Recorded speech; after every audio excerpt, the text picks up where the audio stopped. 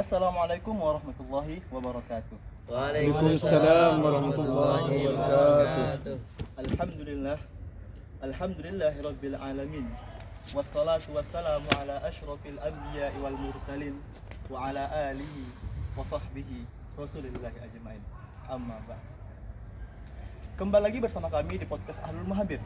Podcast yang menghadirkan konten-konten bermutu, berkualitas dan bermanfaat. Tepuk tangan kita semua.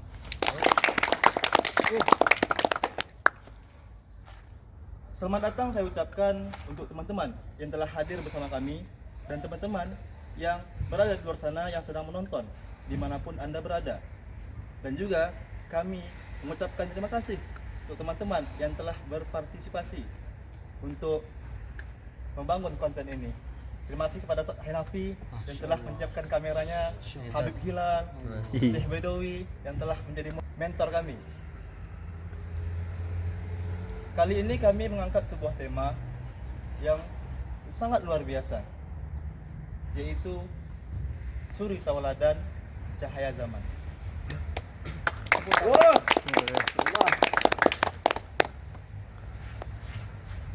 Saya Muhammad Haidar sebagai moderator ingin sedikit menjelaskan kenapa kami mengangkat tema ini.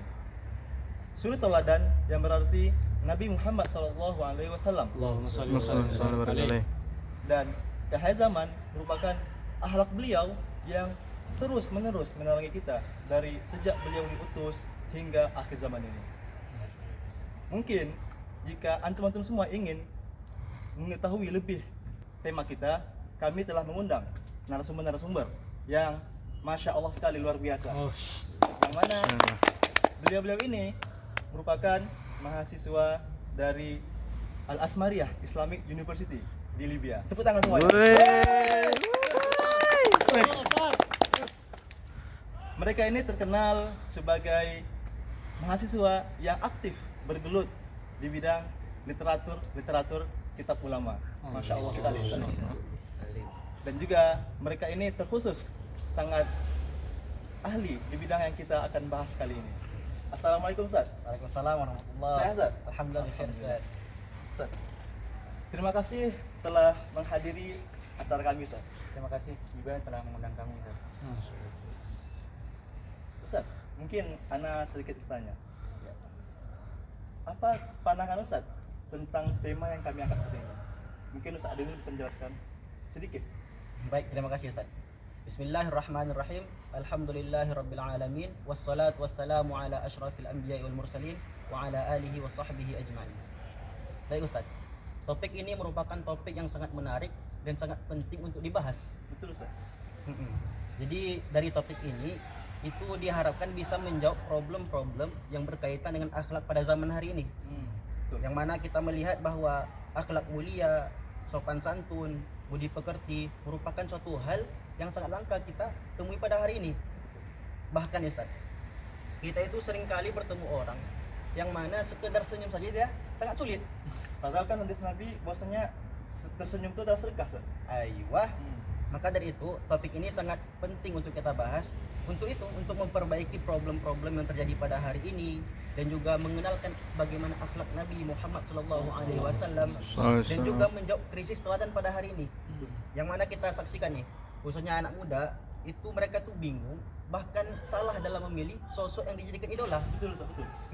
Maka kan kita sama-sama mengetahui bahwa sosok yang dijadikan idola itu ialah Nabi Muhammad sallallahu alaihi wasallam. Kana lakum fi Rasulillahi Uswatun hasanah.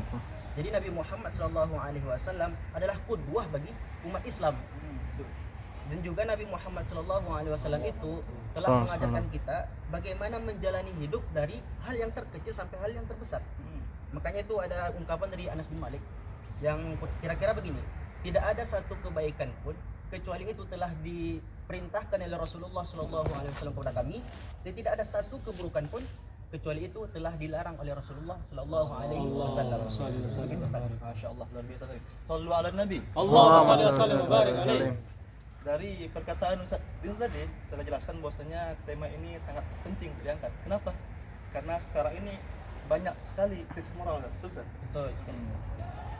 Ngomong-ngomong tentang krisis moral, mungkin ada di antara teman-teman semua yang belum mengetahui apa sih sebenarnya akhlak itu, apa sih sebenarnya suri tauladan itu, atau mungkin Ustaz Irfan mungkin bisa sedikit menjelaskan apa sih yang maksudnya akhlak itu, Ustaz?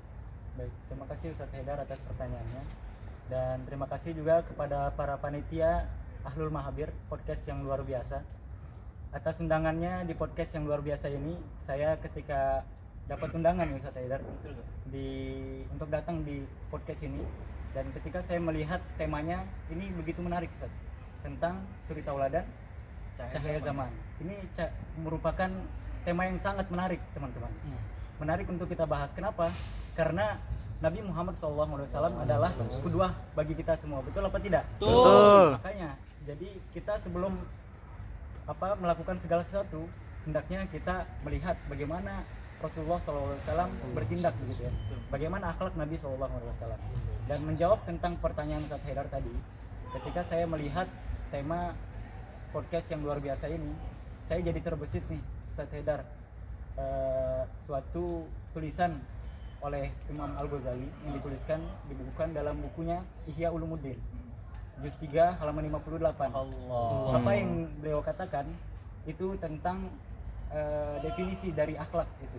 Sebagaimana yang kita tahu teman-teman, bahwasannya akhlak itu adalah bagian jamak daripada kata khuluq. Betul apa tidak? Betul. Khuluqun, khuluqani, Akhlak. Maka Imam Al-Ghazali mendefinisikan kata khuluq itu dengan hayatun fi nafsi rasikhatun anha tasdurul af'al yusrin wa suhulatin bila hajatin ila fikrin wala rawiyatin. Yang artinya apa Ustaz Haidar? Artinya adalah bagaimana karakter itu tumbuh dalam jiwa, kuat dalam jiwa, kemudian dengan tindakan itu, dengan karakter itu tumbuhlah tindakan-tindakan, perkataan-perkataan, dan sehingga perkataan ini tidak perlu lagi pikiran yang panjang, tidak perlu lagi pertimbangan yang panjang gitu ya. Jadi seakan-akan otomatis kan? Ya begitu, otomatis saja keluar dengan sendirinya begitu. Betul. Ya, contohnya nih Ustaz Haidar, orang yang dermawan misalnya. Orang yang dermawan ini tidak perlu disuruh untuk mengeluarkan hartanya di jalan Allah, betul apa tidak? Betul. Jadi dia mengeluarkan begitu saja dengan tanpa paksaan, dengan dorong dari dirinya sendiri begitu ya. Jadi apa yang dilakukan adalah sesuatu yang tanpa paksaan begitu Ustaz Haidar. Betul. Nah, dari sini kita ketahui juga bahwasannya akhlak itu tidak hanya akhlak yang seperti dermawan dan lain-lain, tapi juga ada misalnya orang yang pemarah. Orang pemarah juga tidak perlu dia dapat masalah yang luar biasa untuk dia marah, tapi cukup hanya masalah kecil saja dia sudah bisa marah. Karena kenapa? Karena pemarah itu sudah hadir dalam jiwanya, sudah menjadi karakternya, sehingga apa? Itu menjadi akhlak dia. Itu contoh dari akhlak. Dan dari kedua contoh ini teman-teman, kita ketahui bahwasannya akhlak itu terbagi menjadi dua. Ada akhlak yang mahmudah, ada akhlak yang mazmumah. Ada akhlak yang terpuji, ada akhlak yang tercela begitu. Ada akhlak yang baik, akhlakul hasanah, ada juga akhlak sayyi'ah, akhlak yang buruk begitu Ustaz Haidar. Nah, dari sini kita dipilihkan dengan dua pilihan nih teman-teman. Pengen jadi orang yang berakhlak baik atau pengen jadi orang yang berakhlak buruk. Nah, udah pasti kan kita semua pengen jadi orang yang berakhlak baik. Gak mungkin kan antum pengen menjadi buruk ya? Oh. Pasti Jadi baik. semua dari Antum kita, pengen? semua dari kita pasti pengen jadi orang yang berakhlak baik. Benar nggak teman-teman? Betul. Oke. Untuk jadi orang yang berakhlak baik, tentu kita harus mencontoh orang yang paling baik akhlaknya. Siapa itu? Nabi Muhammad Nabi sallallahu Muhammad alaihi sallallahu alaihi wasallam. Begitu kira-kira Ustaz Haidar. Masya Allah. Jadi setelah mendengar penjelasan Ustaz Irfan tadi dari apa yang beliau jelaskan dari kitab Ihya Ulumuddin, jadi akhlak itu adalah sesuatu yang tertanam dalam diri kita, Dan jiwa kita. lalu muncul otomatis ketika kita melakukan sesuatu. Betul.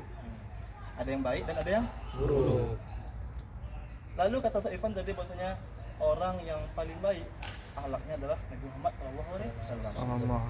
Lalu mungkin teman-teman bertanya, apa sih yang menjadikan istimewanya akhlak Nabi SAW? Apa yang menjadikan akhlak Nabi itu menjadi istimewa, ya kan? Mungkin Ustaz Adil bisa menjelaskan. Oke, Ustaz. Terima kasih, Ustaz. Jadi kalau kita ingin berbicara tentang bagaimana istimewanya akhlak Nabi Muhammad SAW, itu merupakan pembahasan yang sangat panjang, tidak habisnya, Ustaz. Tapi ada satu riwayat yang mungkin bisa menggambarkan kepada kita semua bagaimana istimewanya akhlak Nabi Muhammad Shallallahu Alaihi Wasallam. Jadi suatu ketika itu Sayyidah Aisyah ditanya tentang bagaimana akhlak Nabi Muhammad Shallallahu Alaihi Wasallam. Terus apa kata Sayyidah Aisyah? Kana khuluquhul Quran. Jadi Nabi Muhammad Shallallahu Alaihi Wasallam itu adalah perwujudan dari Al-Quran. Jadi seakan-akan Rasulullah ini Al-Quran yang dijalankan. Nah, betul sekali Ustaz. Nah, jadi Nabi Muhammad SAW adalah perwujudan dari Al-Quran. Yang kemudian Nabi Muhammad SAW mendidik para sahabat, yang mana para sahabat nanti pergi ke memencar ke seluruh penjuru negeri. Nah, itu yang mungkin sampai sekarang ini yang diturunkan kepada ulama dan sampai ke kita hari ini. Namun kalau kita ingin mengetahui detail akhlak Nabi Muhammad SAW, itu telah digambarkan dengan sedemikian rupa oleh para ulama dalam karya-karyanya. Bagaimana keberanian beliau, bagaimana kelembutan beliau, bagaimana pemaafnya beliau, bagaimana sabarnya beliau Sallallahu Alaihi Wasallam. Nah, ngomong-ngomong tentang sabarnya beliau Sallallahu Alaihi Wasallam, ada satu kisah yang menarik nih dan juga cukup terkenal. Mungkin teman-teman di sini juga pasti tahu ya. Apa tuh? Yaitu kisah tentang hijrahnya Nabi Muhammad Shallallahu Alaihi Wasallam ke kota Taif. Teman-teman ada yang tahu dong? Ya, tapi nggak apa-apa ya kita ulang ya untuk mengingat kita. Jadi ada ungkapan itu, kalau ciri orang yang cinta ilmu itu, walaupun telah mendengarkan sesuatu itu 1000 kali dan dia itu mendengarkan sesuatu itu lagi, seakan-akan itu belum pernah mendengarnya gitu kan. Nah, jadi kalau kita mengaku cinta ilmu maka jangan bosan gitu kan. Jadi kita termasuk para pecinta ilmu ya. Amin. Jadi dikisahkan pada waktu itu Nabi Muhammad Shallallahu Alaihi Wasallam itu mendapatkan tekanan yang begitu luar biasa di kota Makkah, sampai beliau itu memutuskan untuk hijrah ke kota Taif. Kemudian beliau berangkat itu dengan rasa yang penuh harap, yang mencari tempat aman kan gitu. Ya, gitu. Kemudian setelah perjalanan yang cukup jauh, beliau berdakwah di kota Taif. Alih-alih mendapatkan sambutan yang sangat istimewa, sambutan hangat, justru malah beliau ditolak. La haula. Dikatakan itu bukan hanya sekedar ditolak, Ustaz. Jadi beliau itu Shallallahu Alaihi Wasallam itu diejek, bahkan dilempari dengan batu. Batu tuh. Dan dikatakan itu kaki beliau yang mulia itu bercucurkan darah sampai membasahi sendal beliau Shallallahu Alaihi Wasallam. Kemudian setelah kejadian ini, Nabi Muhammad Shallallahu Alaihi Wasallam pergi ke suatu tempat di dalam keadaan yang letih, dalam keadaan yang luka. Beliau berdoa kepada Allah Subhanahu Wa Taala, menyerahkan semua urusannya kepada Allah Subhanahu Wa Taala. Kemudian tak lama, malaikat datang untuk menawarkan kepada Nabi Muhammad Shallallahu Alaihi Wasallam untuk membinasakan penduduk kota Taif karena telah menolak Nabi Muhammad Shallallahu Alaihi Wasallam dan menyakiti beliau Shallallahu Alaihi Wasallam. Nah, sebelum dilanjut nih, Ana mau nanya sama antum.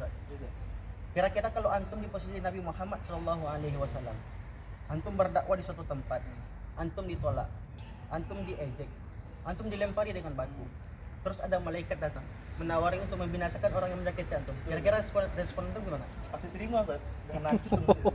Aduh. Kan kebanyakan seperti itu kan. Ya. Kalau antum gimana, Ustaz? Kira-kira? Nah, kalau Ana bukan hanya menerima, tapi Ana bolak-balik. Nah itu, ternyata apa jawaban Nabi Muhammad SAW?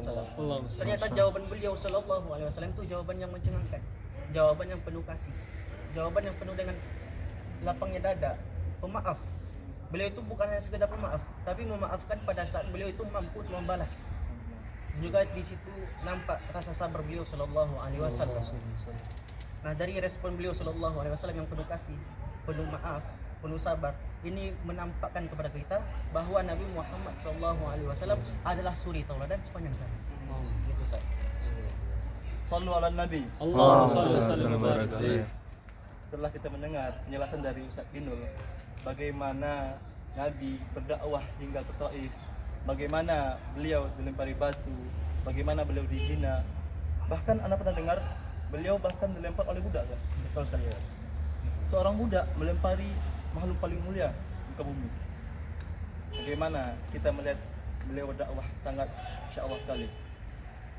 Dan jika kita lihat sekarang, terlalu jauh ketimpangan akhlak yang terjadi di zaman sekarang. Antum lihat, Nabi begitu sabar. Dan sekarang lihat umatnya, bagaimana akhlak umatnya sekarang. Innalillah. Mungkin teman-teman ingin bertanya, Ustaz, bagaimana sih cara kita untuk mengaplikasikan, mencontohkan sikap Nabi di kehidupan sekarang, di kehidupan yang penuh carut marut sekarang ini? Mungkin Ustaz Irfan bisa menjelaskan bagaimana, Ustaz? Ada nggak tips agar kita bisa meneladani sikap Nabi SAW? Baik Ustaz Haidar dan juga teman-teman dimanapun Anda berada, terima kasih atas pertanyaannya yang luar biasa dan juga relevan ya di kehidupan kita. Jadi tentang bagaimana cara menerapkan akhlak Nabi Muhammad SAW di kehidupan kita sehari-hari, di mana kita memerhatikan bahwasannya masyarakat kita ini banyak yang tidak sesuai dengan akhlak Nabi SAW. Kita lihat saja contoh-contohnya yang begitu banyak. Banyak anak-anak yang tidak hormat kepada orang tuanya, betul apa tidak? Betul. Banyak murid yang tidak lagi menaruh hormat kepada gurunya, betul apa tidak? Betul. Ya, jadi banyak lagi hal-hal ketimpangan akhlak yang terjadi di muka bumi ini, khususnya di Indonesia, tempat kita lahir, tempat tanah air kita ya. Contoh lainnya seperti hubungan di luar nikah yang sudah menjadi kebiasaan ya, seperti dinormalisasikan oleh para pemuda zaman sekarang. Nauzubillahi min dzalik. Padahal tabu. Ya, padahal hal itu hal yang tabu, tapi menjadi hal yang biasa. Karena kenapa? Karena mungkin kita sudah jauh dari akhlaknya Nabi SAW. Dan bagaimana cara kita mengembalikan semangat kita untuk berusaha menjadi lebih berakhlak, lebih sopan, lebih meneladani Rasulullah SAW dalam akhlak-akhlaknya. Nah, Imam Al-Ghazali juga telah memberikan tips buat kita semua dalam kitabnya Ihya Ulumuddin. Setidaknya ada 2 tips teman-teman untuk menghadapi segala carut marut yang terjadi di muka bumi ini. Ada 2 tips dari Imam Al-Ghazali. Yang pertama yaitu kata Imam Al-Ghazali, "Faman arada ayatakhallaqa bi akhlaqil karimati fa alaihi ayata'ammala bi akhlaqi Rasulillah sallallahu alaihi wasallam wa yanzura fi sirati Rasulillah sallallahu alaihi wasallam." Apa artinya? Barang siapa yang pengen akhlaknya menjadi akhlak yang terpuji, akhlak yang mulia, maka hendaknya dia untuk memperbaiki akhlaknya dengan melihat, merenungkan apa yang dilakukan oleh Rasulullah SAW, apa yang menjadi akhlaknya Nabi Muhammad SAW. Begitu. Dengan cara apa juga? Dengan cara melihat atau membaca sirah Nabi Muhammad SAW, baik dengan cara membaca kitab-kitab ulama atau dengan mendengarkan kajian, mendengarkan ceramah-ceramah dari para guru-guru kita, atau dengan cara mendengarkan podcast seperti yang sedang kita lakukan pada saat ini teman-teman. Itu yang pertama. Jadi tadi kan Ustaz bilang tips pertama adalah mengenal perilaku Nabi SAW Ya. melalui podcast, melalui majelis ulama, melalui kajian Ustaz, Ya. dan juga melalui mengkaji kitab sirah. Ya. Ada nggak Ustaz kitab yang bisa direkomendasi untuk teman-teman yang ada di rumah ataupun di studio, mungkin bisa dibaca atau didapat? Baik, terima kasih Ustaz Haidar. Tentang kitab-kitab ulama tentang sirah Nabi Muhammad SAW ini banyak bertebaran ya, karena ulama-ulama kita luar biasa sekali telah membantu kita untuk mengumpulkan kisah Nabi SAW yang begitu luar biasa dalam satu kitab.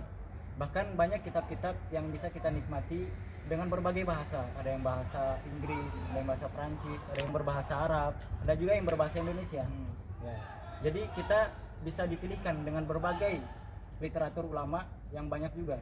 Ya, seperti apa yang ditulis oleh Syekh Mubarak Furi yang kitabnya berjudul Rohul Maktum. Ini juga biasanya direkomendasi oleh ulama-ulama kita, khususnya guru kita ya, guru kita semua. Nah, kitab yang lain ada juga kitab Fiqh Sirah namanya. Ini Fiqh Sirah membahas tentang sirah Nabi SAW beserta fikihnya, fikih yang bisa diambil dari kisah-kisah itu. Kemudian dibahas juga pelajaran-pelajaran dari kisah itu sehingga kita bisa lebih mudah dan lebih dekat pada kepahaman gitu teman-teman. Dan kitab ini dikarang oleh Syekh Ramadan Al-Buti. Begitu Ustaz Haidar. Jadi tip pertama adalah mengenali sifat Nabi dari kajian, dari sirah Nabi. Lalu yang kedua apa Ustaz? Nah, saran yang kedua dari Imam Al-Ghazali yang dituliskannya dalam kitab Ihya Ulumuddin adalah kata Imam Al-Ghazali apa? Wa mujalasatu ahli sholat. Apa artinya? Yaitu bergaul dengan para orang-orang soleh, duduk di kajian-kajiannya ulama. Dengan gitu kita bisa melihat tindakan-tindakan ulama, kemudian akhlak-akhlak ulama yang mana mereka juga pasti mencontoh akhlaknya Rasulullah SAW. Jadi begitu kira-kira Ustaz Haidar. Jadi dari apa yang disampaikan Ustaz Irfan tadi bahwasanya ada 2 tips agar kita bisa mencontoh akhlak Nabi. Pertama, menelaah, mencari tahu akhlak Nabi melalui media manapun seperti kajian-kajian atau membaca kitab-kitab sirah nabawiyah. Yang kedua, duduk bersama para ulama, berinteraksi dengan ulama. Lalu kan terjadi gini, muncul peristiwa gini Zat. Ana sudah mencontoh akhlak Nabi. Tapi bisa jadi ada orang datang nih, antum sok soleh kali, antum sok alim. Gimana cara kita untuk menghadapi itu Zat? Ya itu. Karena nggak semua orang bisa menyukai kita itu. Betul Zat. Nah ini juga telah dibahas oleh para ulama, khususnya Imam Syafi'i, yang mana kata-katanya beliau ini sudah fenomenal begitu ya. Apa kata beliau? Ridon nasi goyatun latudrok. Apa artinya? Bahwasannya ridon nas atau ridhonya seluruh manusia atau kesukaan seluruh manusia itu adalah tujuan yang tidak bisa dicapai keseluruhannya. Artinya apa? Jadi kalau kita tujuan untuk berakhlak itu adalah kesukaan manusia, pengen dipuji-puji manusia, maka tujuan itu sama sekali tidak bisa tercapai Ustaz Haidar. Karena kenapa? Karena sebaik-baik akhlak kita, sebaik-baik kita melakukan pekerjaan, pasti aja ada yang mencemooh, pasti aja ada yang nggak suka, begitu. Bahkan Nabi Muhammad itu yang paling mulia pun punya hater Ya, Zat. betul. Nabi SAW dengan keindahan akhlaknya dan kesempurnaan dirinya, masih juga ada yang nggak suka begitu ya. Apalagi kita yang akhlaknya gini-gini aja, yang sabarnya masih tipis-tipis gitu ya. Gitu Ustaz Haidar. Mungkin Ustaz Dinar punya tambahan. Jadi kurang lebih kayak jawaban Ustaz Irfan Ustaz. Jadi selama kita itu udah meluruskan niat kita, jadi kita itu tidak usah menghiraukan perkataan orang lain. Jadi ada ungkapan itu, idza ahsanta niyatak fala yadurruka dhammun nasilak. Jadi selama kita itu meluruskan niat mencari ridha Allah Subhanahu wa taala, maka komentar orang lain itu tidak akan berpengaruh pada kita, tidak akan berdampak. Nah, gitu kan. Masya Allah, kita mendapat ilmu yang banyak dari Ustadz Irfan dan Ustadz Dinul. Semoga dari apa yang kita dapatkan bisa kita aplikasikan dalam kehidupan sehari-hari, bisa kita praktikkan, bisa kita sebarluaskan kepada khalayak ramai. Dengan podcast ini kami mengharapkan bisa menyebarluaskan kebaikan, bisa sampai ke antum kebaikan tersebut agar Islam semakin terbaik. Menjadi Islam terbaik, umat terbaik juga. Amin ya rabbal alamin. Mungkin karena sudah berada di penghujung waktu, saya sebagai moderator ingin mengucapkan terima kasih untuk antum-antum semua yang sudah menonton. Dan Ustaz, terima kasih Ustaz telah hadir Ustaz. Iya, sama. Terima kasih telah hadir Ustaz. Terima kasih juga Ustaz Haidar. Mungkin hanya sekian yang bisa saya sampaikan. Wabillahi taufiq wal hidayah. Assalamualaikum warahmatullahi wabarakatuh. Waalaikumsalam warahmatullahi wabarakatuh.